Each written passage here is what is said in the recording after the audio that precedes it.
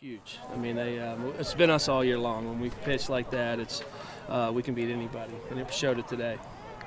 How did Frost look out there? I thought he was great. We knew he was only throwing 4 innings at the most, and I was tempted. I said, should we throw him? And it was one of those where he was that good that, but we were trying to keep him ready for Big Ten play.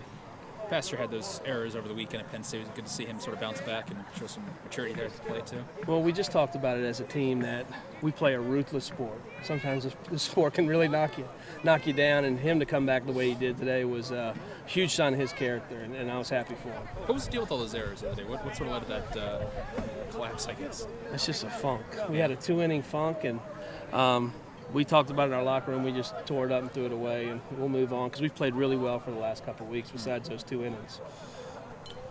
Speaking of Pastor, after those 2 homers, got the 8 and 9 pitch walk. Just how big was that to see him work the count like that after hitting those 2 homers as a freshman? It's huge. I mean, he's a ultra-talented player. I mean, he's got a chance to play this game for a long time, but he's a freshman, so the game has been tough in some ways, and he's had to fight it, but glad to see him fight back a little bit tonight. Is that power kind of unexpected, or did he have the power all on to hit those home runs? That's a little unexpected, but he does have some power. It's not that he doesn't. He just hadn't showed it a lot in the games, but I hope he keeps showing it. How's it feel to knock off your old team and get those bragging rights? It's huge for our guys. I mean, we're building a resume, and I keep saying it that every time we beat a Louisville or a Cal State Fulton or Stanford, it just gives us ammunition for the end of the year.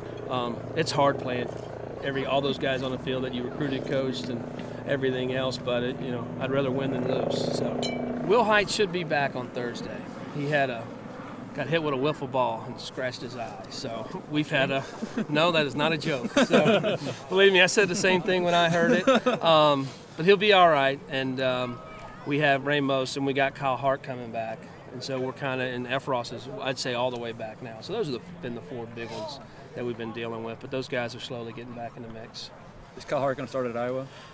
No, he won't be. He won't start out. He's probably still a week away. So we'll keep running him out there little small stints at a time.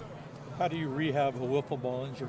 He just really, they told him not to do anything, just sit there. So that was, I know, I shook my head when I heard it too. Do you know who the starters are going to be this weekend then?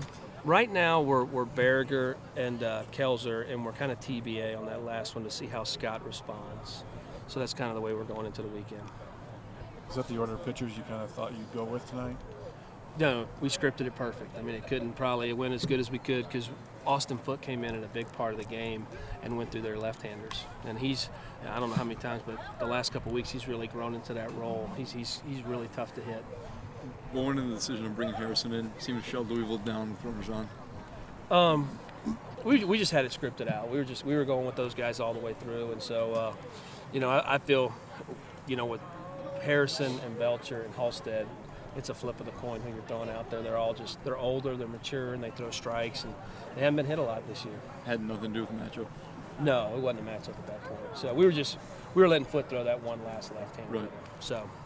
Did you feel like you had any kind of advantage before the game knowing all the guys in the other team?